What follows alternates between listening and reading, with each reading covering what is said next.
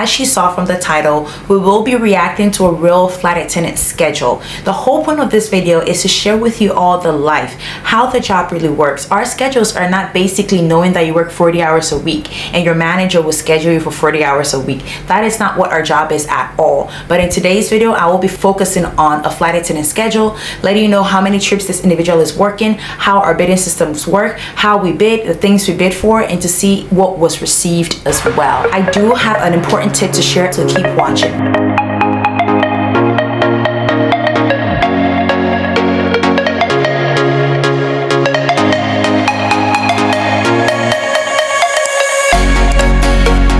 These are some things to note. The schedule is for a second-year flight attendant, and this second-year flight attendant is currently at a pay rate of an hourly pay rate of $41.65. Once again, this is our flight time pay. If you want more detail or full breakdown of flight attendant pay, I do have a playlist in the description box below titled Flight Attendant Pay. I share with you all the nitty-gritty, all the information you need about flight attendant pay, so do check that out. So moving on, their hourly pay is $41.65. The bid period for April is April 1st to May 1st. So whatever trips you get assigned will fall between April 1st and May 1st. And the schedule value, which is the total amount of hours that you can potentially be scheduled for, is 82 hours plus or minus 7 hours. As I've always said, there's always a variance, and our variance is usually set at 7 hours. What that implies is that the maximum you can be scheduled for would be 82 hours plus 7 hours, which puts you at 89 hours. And the minimum you can be scheduled for without asking for anything is 82 hours minus 7 hours, which will put you at 75 hours total. The reason why I consistently share the schedule value is because unlike a typical full-time job where you are full-time, you're expected to work 40 hours a week, which totals to 80 hours every 2 weeks bi-weekly, and also 160 hours for the month. Although as flight attendants we are full-time employees, our schedules are a little different. Our full-time is the 80 hours plus the 7 or minus the 7. That's our full-time. What did this person bid for? That is a big question. What did they ask for? If you're new to the channel, or if you're new to this industry, you're considering being a flight attendant, note that unlike a regular job where you're working 40 hours a week, you're working Monday, Tuesday, Wednesday, Thursday, Friday, and then you're working 8 hours a day, whatever your job may be, for us, we have the opportunity to ask for what we want on our schedule. We have the opportunity to ask for the trips that we want, how we want our schedule to be formed or set up, and we do that the months prior. But the whole point is that we are able to ask for what we want to be on our schedule.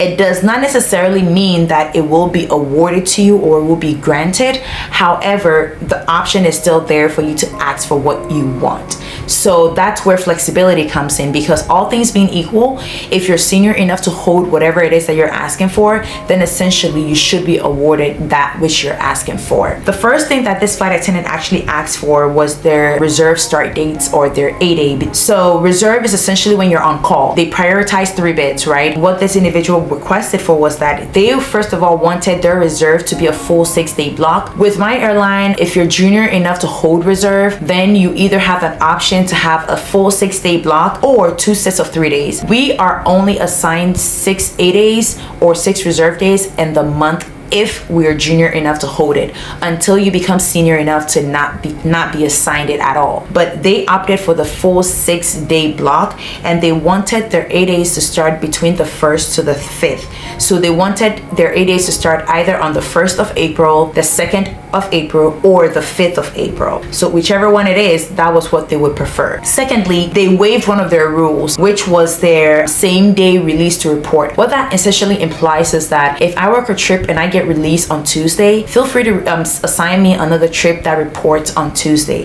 The third thing they requested for was their schedule value. Like I mentioned, the schedule value is the total amount of hours you want to be assigned. And remember that our total hours when it comes to flying is based on our flight time, the time we actually spend on the aircraft, and not our layovers. Because you can have a 3-day trip, right? That is paying you only 17 hours. However, based on the time you spend from your base to when you're released back to base, you're going to be spending about 60 hours. So our schedule value, or the hours we're scheduled per month, is not based on our layover hours or the time we spend away from our base. So they asked that their schedule value be set at 70 hours. The fourth thing was minimum rest. Last month they set their minimum rest to be 12 hours. This month they set it for 13 hours. The next thing is their release time. So aside from waiving their release to report rule, which means that the system can essentially assign them a trip the same day another one ends, they also said that they wanted 1 day trips, 2 day trips that had a release time, which is when the trip ends, between 4 a.m. to 10 a.m. The next thing they asked for was their days off. They wanted the dates that they wanted off to be between the 10th of April to April 18th. And they also noted that they wanted as many days off in between that period. So we have different ways of asking for days off. You can essentially ask for specific dates off, or you can ask for specific days off. So next thing they asked for was that they wanted to be assigned specific layovers. The next thing they asked for was that they asked that the system avoids scheduling them 3 to 4 flights per duty day. So each day, that if you have a 3-day rotation, for example, or a 3-day trip, each day is referred to as a duty day, and each day you work a number of flights. Sometimes it's 1 flight a day, sometimes it's 2 flights a day, sometimes it's 3, and sometimes it can be 4. Personally, my limit is 3 flights a day, and even with that, I would want it to be just on 1 day, either the first day or the second day. I don't want it on the last day, on the go home day. Go home day, I want to be as sluggish as I possibly can.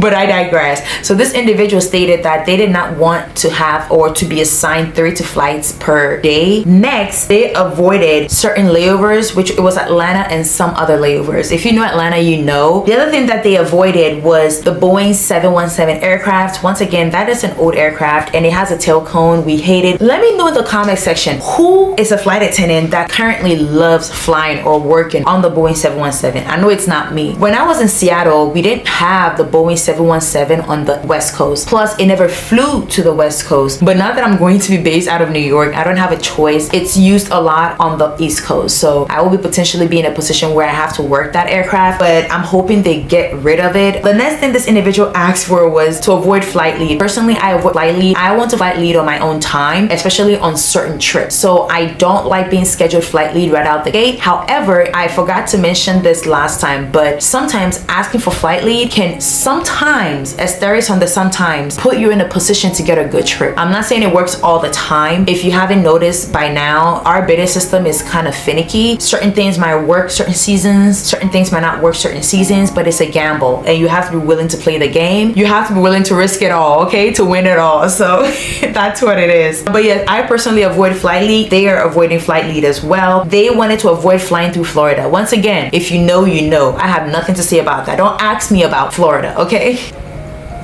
We do Miami, we do Fort Lauderdale, we do Orlando and Tampa. The last thing that they asked for is they wanted to avoid being scheduled 3-day trips that were below 17 hours, 2-day trips that were under 11 hours, and 1-day trips that were under 8.5 hours. What was this flight attendant awarded? Let's start from the beginning. With regards to the reserve days, they wanted to be assigned reserve either on the 1st of April, 2nd of April, and 5th of April. They were actually granted their second choice, which was 2nd April. Secondly, the same day release report rule that they waived, none of the trips that they were assigned were overlapping, in the sense that they were not assigned a trip that ended one day and had one starting the same day. So technically that rule was null and void, I guess. With regards to their schedule value, they bid to be assigned 70 hours total for April. However, they were assigned, as you can see on the screen, 75 hours and 6 minutes. So that was not granted as well. Moving on, they asked for minimum rest to be nothing below 13 hours. But when I checked their trips, they actually had some layovers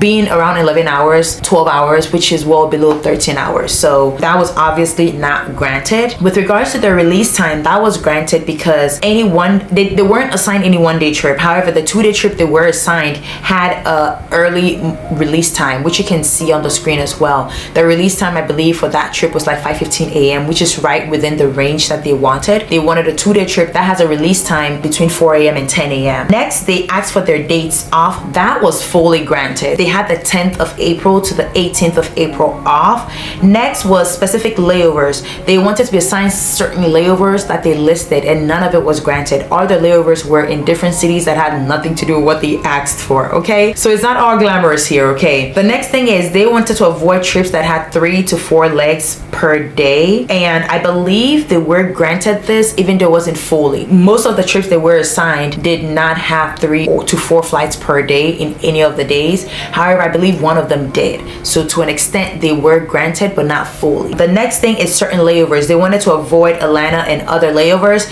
That was granted. Yay, we love that. They also did not want any of their trips having them work on the Boeing 717 aircraft. That was granted as well. That's a win, guys. We're avoiding that aircraft by any means necessary.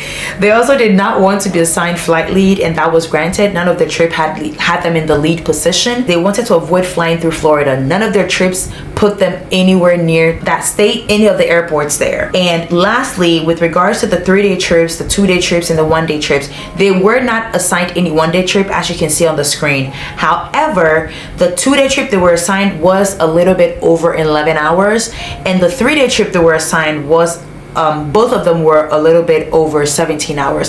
That's why sometimes I set my bids for trips very high, because they wanted nothing under 11 hours and they got 11 hours in like 45 minutes. The moral of the story when it comes to bidding for your trips in terms of the credit hours that you want is know exactly the minimum hours that you don't want to work. This is a tip for you. Just because you have those 3 requests there does not stop the system from saying that, oh, this is higher, let me give you the higher one. No, it's going to give you what is most feasible compared to other flight attendants. So it's better to be honest and know exactly what you want, act directly what you want. And I think that's something that I personally will be trying when I start bidding again, because I'm going to focus on just bidding one thing for each. So if it's 2-day trip, nothing below 12 hours. If it's a 1-day trip, nothing below 8 hours. I'm just going to leave it at that and see what happens. I try to keep my bids as simple and as easy as possible. All right, so let's get to the fun part where we talk about the money, the hours, the days off, among everything, right? So the first thing this individual got assigned was their reserve, which was 6 days straight. Remember, with our reserve, we have to be on call for 24 hours, 6 days total. Although it's only 6 days in the month, it's 24 hours a day. So essentially, by 11:59 p.m. on Wednesday, April 1st, this individual needs to be at base, ready to be assigned a trip on the clock by 12 midnight, April 2nd. That's what that means. It's worth 28 hours and 30 minutes. They were assigned a 3-day trip on the 19th to the 21st of April. That was worth 17 hours and 39 minutes. And a 2-day trip the same week that starts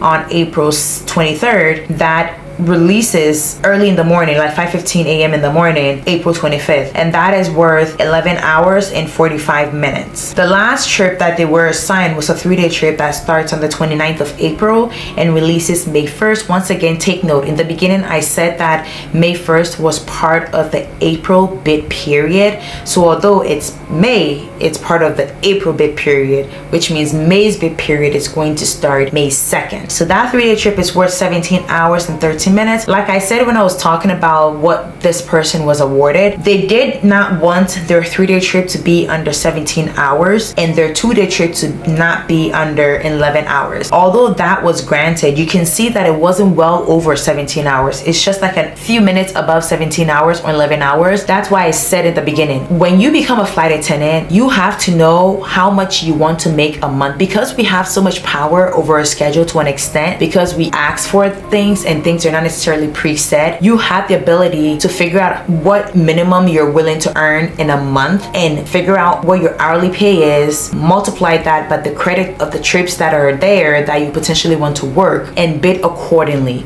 The total hours that this individual was scheduled, as I mentioned before, was 75 hours and 6 minutes.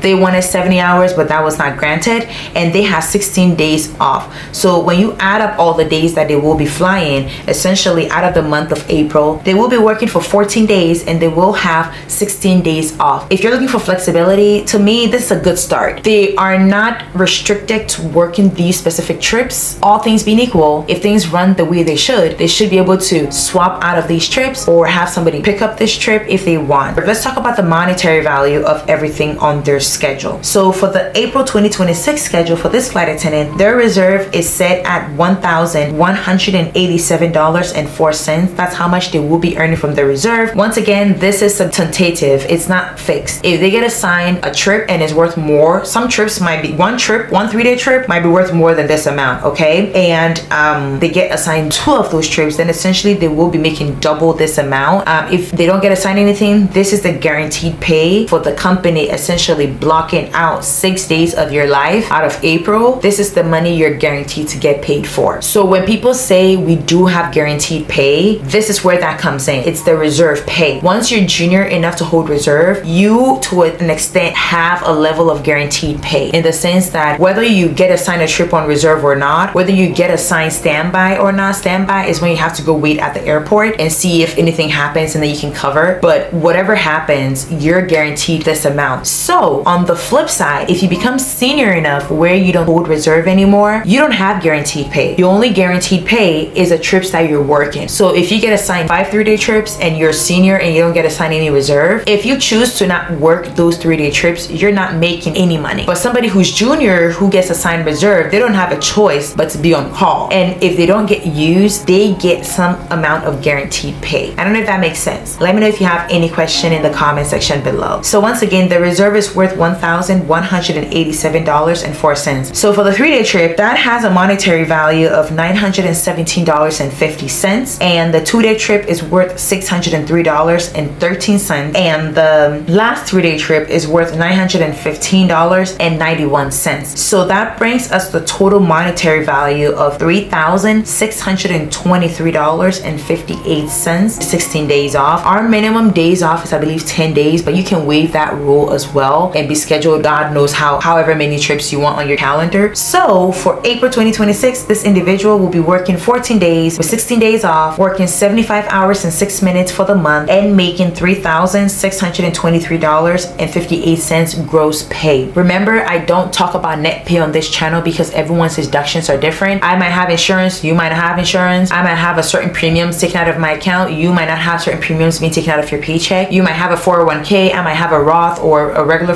like whatever it is. We all have different deductions, but a rule of thumb is that always assume that your deductions will be up to about 30% of your income. So do the math in the comment section below and let me know if it's worth it working 14 days out of the month with 16 days off. Whatever the 30% becomes, that essentially can be assumed to be this person's net income, because I know somebody is going to be asking me what the net income is. So do the math. 30% of $3,626.58 is what? Subtract that from the total amount and let me know in the comment section below what the net pay for this individual will be. Let me know what your thoughts are. Once again, I've asked like 1,000 times in the comment section below. Also, follow through by subscribing to the channel, supporting the channel. Share this video with your friends. Share with any aspiring flight attendants. Share it in your Facebook group, TikTok, wherever it is you want to put it there, okay? And also give the video a thumbs up by liking it. I would definitely see you in the next video, which is potentially going to be May's schedule reaction. Thank you for watching today's video. Bye-bye.